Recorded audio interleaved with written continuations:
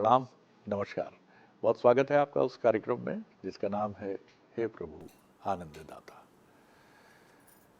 आज जिस विषय पर हम विद्वान वक्ता जो हमारे हैं उनके साथ बात करेंगे वो है बड़ा लोक व्यवहार में प्रचलित सा विषय, लेकिन है बड़ा महत्वपूर्ण। संसार का खेला बड़ा विचित्र है। विचित्र क्या है, बड़ा सरल भी है। दरअसल हम उसे जटिल बना देते हैं अपनी बुद्धि से। हम में से किसी के भी न रहने पर इस संसार से भावनात्मक जो एक रिक्तता पैदा होती है, एक पुत्र के सर से ईश्वर न करे लेकिन ये विधान तो है ही, पिता का साया हटता है, माँ का साया हटता है। कई बार समय एक वृद्धावस्था तक पहुँचती है बात, और कई बार असमय भी होता है, बहुत दुखद होता है, और उसकी पूर्ति भावनात्मक तौर पर करना बड़ा कठिन होता है। कोई ये नहीं कह सकता कि मैंने पिता के जाने के बाद, हालांकि अपवाद हर जगह हैं, लेकिन हम में से बहुत कम लोग ये सोचते हैं कि हम जिस भी भूमिका में हैं, पिता की, पुत्र की, माता की, बहन की, पत्नी की, बॉस की, सहयोगी की, हमारे न रहने पर ये जो कार्य चल रहा है, इस कार्य को लेकर क्या कोई कहेगा कि अरे उनकी बात अलग थी, वो जब रहते थे तब बात अलग थी, पूरा कार्यालय ऐसा लगता था कि मुस्कुरा रहा है। ये बहू आई है और अब गई है 15 दिन के लिए तो ऐसा लग रहा है पूरा घर उदास है। उसकी नई नई शादी के बाद जो पायल की आवाज़ या ढेर सारी चूड़ियाँ पहनने की आवाज़ या सलज्ज भाव से उसका पूछना कि देवर जी चाय लेंगे, बाबूजी आपके लिए आज गिलकी की सब्जी। तो ये व्यक्तित्व का ये भाव हमारे मन में बहुत कम रहता है। अक्सर हम ये सोचते हैं कि हमारा रुतबा जो है वही खनकेगा घर में। पिता चूँकि एक अनुशासन है तो पिता को लगता है कि वो न रहेगा तो घर में अनुशासन समाप्त हो जाएगा। तो ये आज हम इसी विषय पर सोच रहे हैं कि चर्चा अपने विद्वान वक्ता के साथ इस विषय को लेकर आगे बढ़ें कि हमें क्यों नहीं ऐसे सुवासित पुष्प की तरह होना चाहिए कि उसकी गंध, भले ही जैसे गुलाब का नाम लेते ही गुलाब का रंग और गुलाब की सुगंध हम सबके मस्तिष्क में कौंध उठती है, या किसी सुस्वादु व्यंजन के बारे में सोचते हुए उसकी गंध और उसका अगर स्वाद भी हमने लिया है तो वो भी जिवेंद्रियों पर कौंध उठता है। लेकिन क्या हम वैसे हैं एक मनुष्य के नाते कि हमारा नाम लेते ही ऑफिस में लोग प्रसन्न हो जाएं, घर में लोग प्रसन्न हो जाएं? ये मामला थोड़ा कठिन होता है। तो क्यों ना ऐसे जीवन की तरफ बढ़ा जाए। लेकिन ये कितना कठिन है, कितना सरल है, कौन लोग हैं जो इसे साध पाते हैं, किस प्रक्रिया को वो अपनाते हैं, आज इसी लोक महत्व के सामाजिक से विषय पर हम बात करेंगे। हमारे विद्वान वक्ता, भगवद गीता के अध्येता, मानस मर्मज्ञ प्रोफेसर डॉक्टर सुरेंद्र बिहारी गोस्वामी जी से प्रणाम कर रहा हूँ। डॉक्टर साहब जी, ये आप ही ने ये विषय मेरे मस्तिष्क में आज आपका विषय बहुत भावनात्मक रस से परिपूर्ण है जी। और प्रत्येक व्यक्ति को आत्मचिंतन के लिए यही विषय अपने पास रखना चाहिए। हमारा जीवन दो प्रकार के पुष्पों से उद्धरित है। एक पुष्प जो कृत्रिम होता है, जिसको आप सजाते हैं, और एक पुष्प जो बगीचे में खिला हुआ होता है, जो प्रकृति प्रदत्त होता है। खुशबू जो है प्रकृति प्रदत्त पुष्प में होती है, कागज के पुष्प में नहीं होती। हम अपना जीवन भावनाओं के संवेग में जब परमार्थिक बनाते हैं, अर्थात हम जब बहते हैं अपने जीवन में, बहना शुरू करते हैं, तो फिर हमारी स्थिति उस सुगंधमय पुष्प की तरह हो जाती है। और यदि हम सिमट जाते हैं अपने जीवन में, अर्थात स्वार्थी जीवन बना लेते हैं अपने लिए कि मेरे लिए आपने क्या किया या मैंने तुम्हारे लिए किया, ये अधिकार से परिपूर्ण जब तुम्हारा जीवन हो जाता है तो तुम कागज के फूल बनकर रह जाते हो। ये भी विचित्र सी एक अंग्रेजी में जो एक शब्द आयरनी है डॉक्टर साहब, कि हम ये सोचते जरूर हैं कि हम सबके बारे में सब अच्छा सोचें, लेकिन उसके लिए क्या आचरण होना चाहिए इस पर हमारी शायद दृष्टि नहीं रहती। ये बहुत अच्छी बात आपने कही है। ये मूल है इस सिद्धांत। कागज के फूल का जो उदाहरण मैं आपको दे रहा हूँ, आप सजावट की विषय वस्तु बनना चाहते हैं, सजावटी तो बनना चाहते हैं, लेकिन वास्तविक नहीं होना चाहते जीवन। बढ़िया बात, बिल्कुल सही। जीवन की वास्तविकता उसी व्यक्ति के लिए होती है जिसकी कथनी और करनी एक जैसी होती है। जो कहता नहीं करते रहता है, उसका तो कहना क्या, वो तो गंगा की तरह अविरल पवित्र गंगोत्री से बहने वाला निर्मल जल बन जाता है। तो हमारे जीवन की विडंबना केवल इतनी रहती है कि हम अपने जीवन को अजर अमर समझ लेते हैं। हम अपने जीवन की अल्पता को नहीं समझते। पानी केरा बुदबुदा आसमान उसकी जात। दूसरी बात ये और है, ये बड़ा व्यवहारिक प्रश्न है, अवस्थागत सोच हमारे पास आती है जी।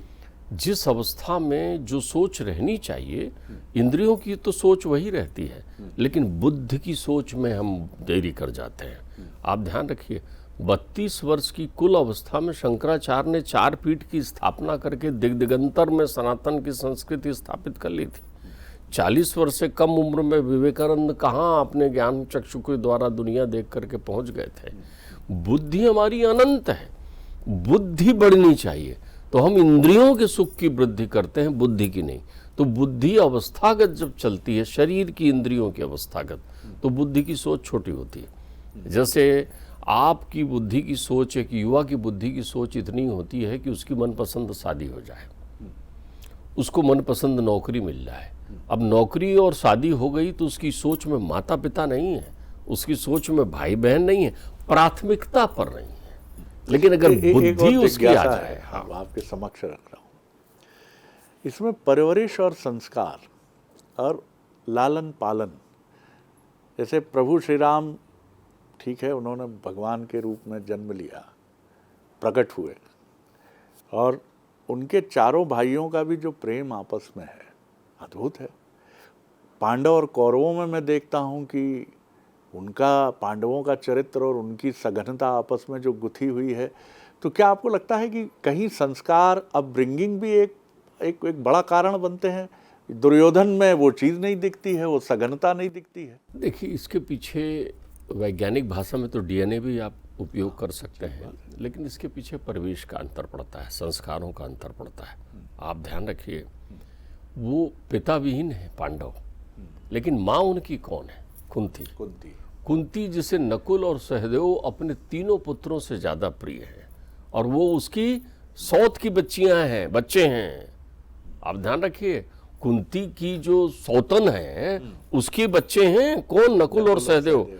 पति के साथ सती कौन हो? तो कुंती बोली मैं बड़ी हूं, मैं सती होंगी। उनने कहा नहीं दीदी, तुमको इन सब बच्चों को देखना होगा, मैं सती होंगी क्योंकि मेरा दोष है। आप क्या नाम था माद्री? उनका माद्री जी। बहुत सुंदर आपने प्रसंगवश कहा। माद्री के प्रणय निवेदन के कारण ही पांडु की यही लीला शांत होती है, शापवश।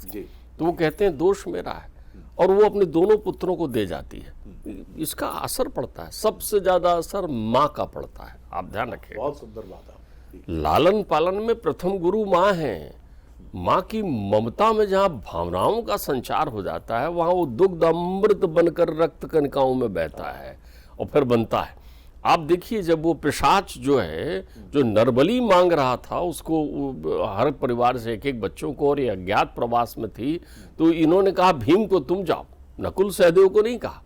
उस युधिष्ठिर को देखिए कि यक्ष ने कहा कि सबसे पहले किसको जीवित करूं, और यदि मुझे एक किसी को जीवित करना हो तो किसको करूं? तो वो कहते हैं सुनो, सहदेव को करो, सबसे छोटा है। तो ये संस्कार अपनी माँ से आए ना। चूंकि इनके पिता कैसे हैं?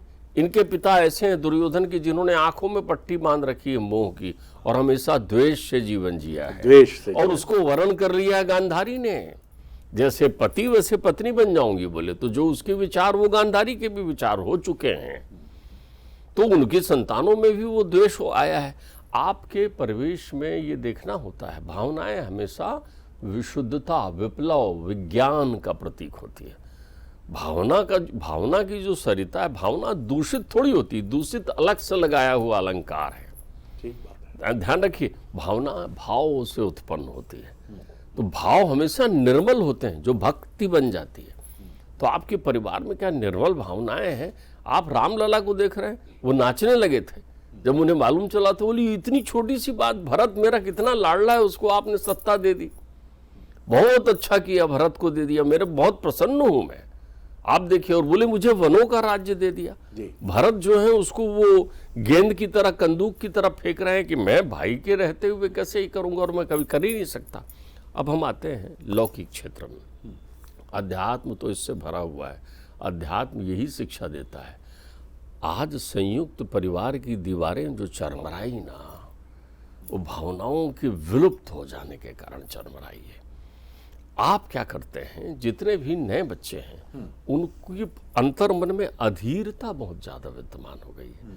वो अधीर हैं, गदेली में आम जमाना चाहते हैं, वो सारा सुख अभी चाहते हैं। वो 20-25 वर्ष की परिकल्पना उनके दिमाग के बाहर की होती है, वो तो तत्कालिक चाहते हैं। विवाह होती, ध्यान रखिएगा, एक पिता, मैं आपको कुछ प्रायोगिक लक्षण बता देता हूं, उस लक्षण को आप सुनिए और आनंद लीजिए उसका। एक पिता अनुशासन का प्रतीक है, तो अनुशासन का प्रतीक है ना, पिता को अनुशासित होना चाहिए ना। ठीक बात है। एक शराब पिया हुआ पिता अपने पुत्रों को अनुशासन की सीख नहीं दे सकता। गृहस्थ तप है, धन्नो गृहस्थ आश्रमा। उस आश्रम में आप हैं तो आपके आचार विचार संस्कार सब कनखियों से देख रहे हैं, सब आपका आवरण देख रहे हैं। अगर आप झूठ बोल रहे हैं तो आपका बच्चा झूठ बोलना सीख रहा है। अगर आप नशा कर रहे हैं तो आपका बच्चा नशा अपना जन्मसिद्ध अधिकार समझकर चल रहा है, आज नहीं कल प्रस्फुटित होगा। तो यदि आप माता पिता बन चुके हैं तो आपसे बड़ा तपस्वी कोई नहीं होना चाहिए। वाह। एक माता पिता परम तपस्वी होते हैं जीवन में। आप जब अपने पिता से बात कर रहे हो ना, तो छोटा बच्चा जो 6-7 साल का बैठा हुआ है ना, वो ध्यान देता है वहां पर। एक बार किसी चीज पर मैंने अपने पिता को आवाज उन्होंने लगाई, एक बार 2 बार मैं हाँ हाँ बोल रहा था, जी पिताजी जी पिताजी, और मैंने जोर से आवाज लगाई, जी पिताजी आता हूं ना। तो ये मेरे पुत्र ने सुना। मैं गया तो पिताजी ने कहा तू तेज बोल रहा था कि? मैंने कहा नहीं नहीं पिताजी। मैं जब अंदर गया तो मेरे पुत्र ने कहा आपने बब्बा ने बुलाया तो आप जोर से क्यों बोले कि जी पिताजी आता हूँ। अब आप देखिए उस बच्चे की उम्र देखा मैंने, 7-8 साल का बालक है। मैंने कहा कितनी बारीकी से देख रहा है।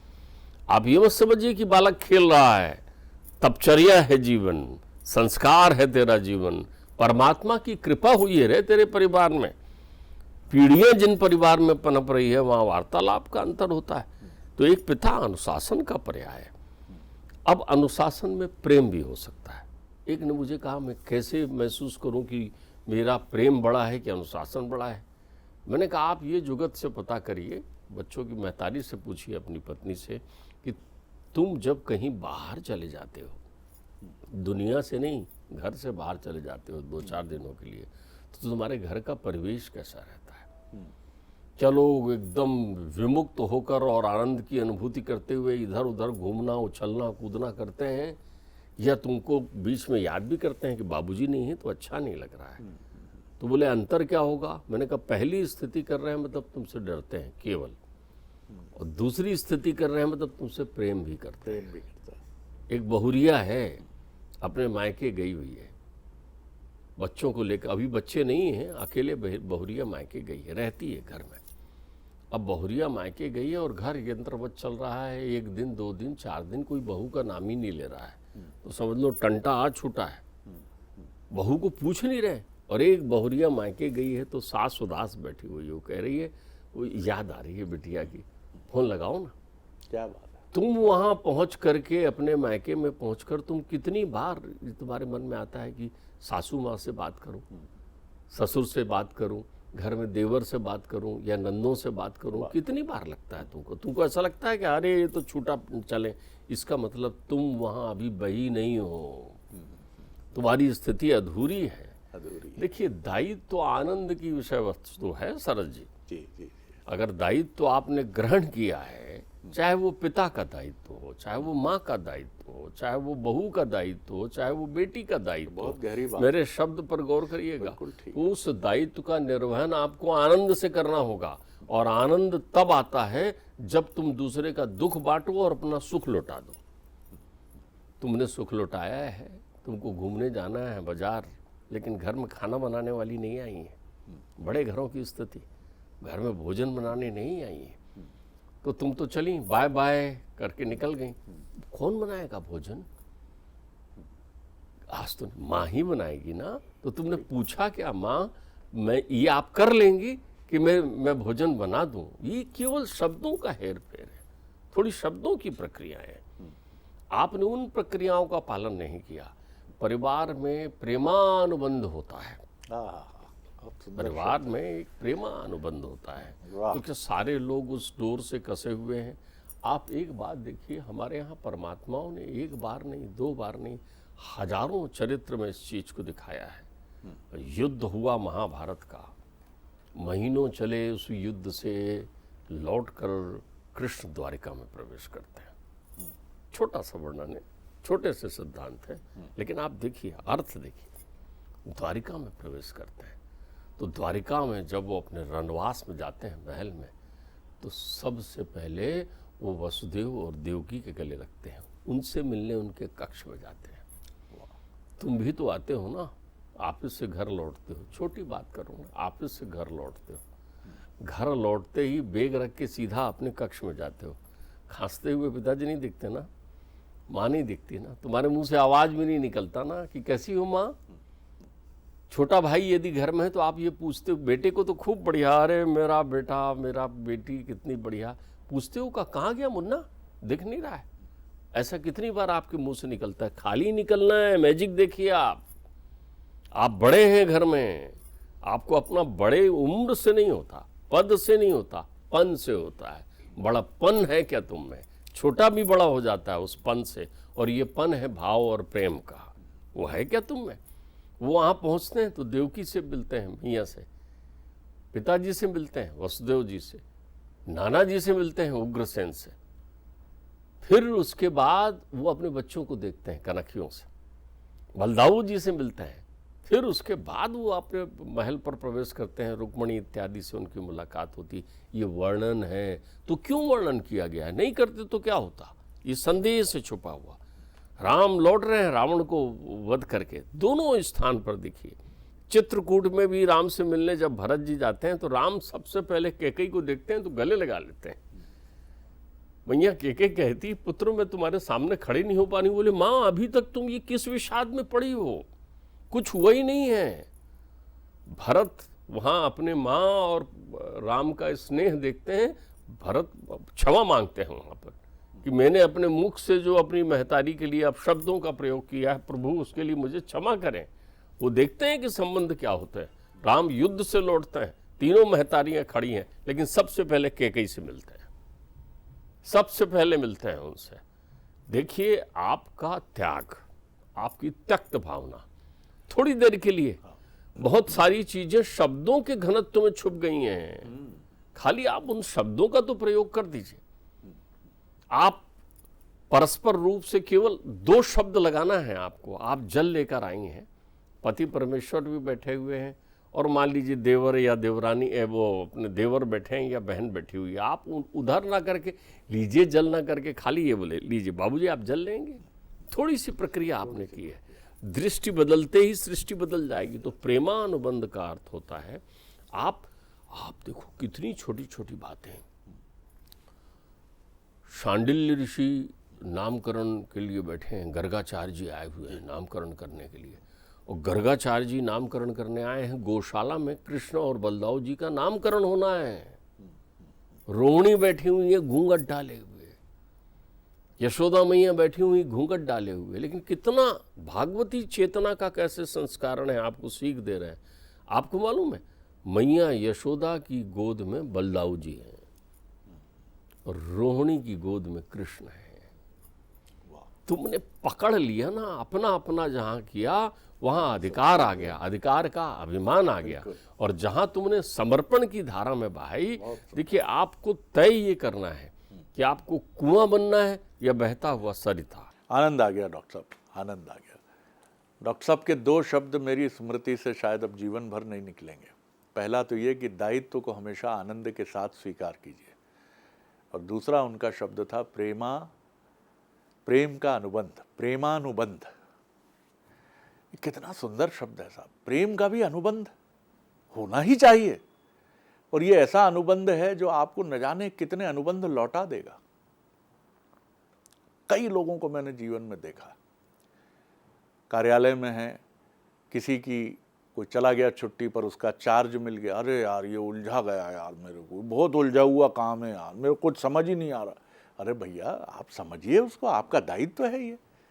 कल आप छुट्टी पर जाएंगे, आपकी डेस्क भी तो कोई देखेगा, क्योंकि वहां आनंद से दायित्व ग्रहण करने का भाव ही नहीं है। हम सब इतने संदेही हैं, बड़े से बड़े पद पर बैठे हुए व्यक्तियों को मैंने देखा है, यार पता नहीं काहे पे साइन करें यार इसने, मैं जब तक भैया देखूंगा नहीं, क्योंकि आपने दायित्व प्रेम से नहीं ग्रहण किया, संदेह से ग्रहण किया। कितनी सुंदर बात है, प्रभु श्री राम लौटते हैं, सबसे पहले माँ कैकेयी से मिलते हैं, माताएं तीनों खड़ी हैं, और कृष्ण लौटते हैं द्वारिका तो सबसे पहले माता पिता से मिलते हैं। कितने भी समृद्ध आप और हम क्यों ना हो, घर लौटे अगर पत्नी के कक्ष में पहले चले गए या बच्चों की वेलबींग पूछी, तो कहीं ना कहीं तुलना तो मनुष्य के मन में होती है, कभी नहीं बोलेंगे माता पिता। लेकिन अगर आप सीधे पिता के कक्ष में गए और आपने पिता के साथ उनकी पसंद में हाँ मिला ली कि बाबूजी आईपीएल, अरे कमाल है, क्या विराट कोहली, अरे आपका तो फेवरेट है, चलिए कॉफी पीते हैं थोड़ी देर। और बाबूजी कैसा, शुगर ली नहीं ली, सुबह कितनी थी, अच्छा 110, अरे बाबूजी आप गड़बड़ कर रहे हो कुछ, अरे आप मेरी बात नहीं मान रहे, नहीं मैं भी मीठा खाना छोड़ रहा हूँ आज से। उस पिता की नाक कितनी ऊंची होगी, वो गर्व से गर्वित चेहरा उसका आप देखते, तन जाता व्यक्ति जब गर्व से आता, और फिर अपनी वृद्धावस्था के चौथे चरण में पहुंच चुकी जीवन संगिनी से कहता है, देखा मेरे रोहित को, राम है राम, सबसे पहले मेरे कक्ष में आता है। रोहिणी आज भी कह रहा था शुगर बढ़ी है बाबूजी थोड़ी सी, अपन कम करेंगे नहीं तो मैं ही मीठा छोड़ दूंगा। कैसा जीवन चाहते हैं, प्रेमानुबंध का, आनंद का, या संदेह से नाक बहुत सिकोड़ने का? ये आपके ऊपर छोड़ता हूं। आनंद आ गया डॉक्टर, अगले एपिसोड में एक और विषय लेकर उपस्थित होंगे। प्रणाम।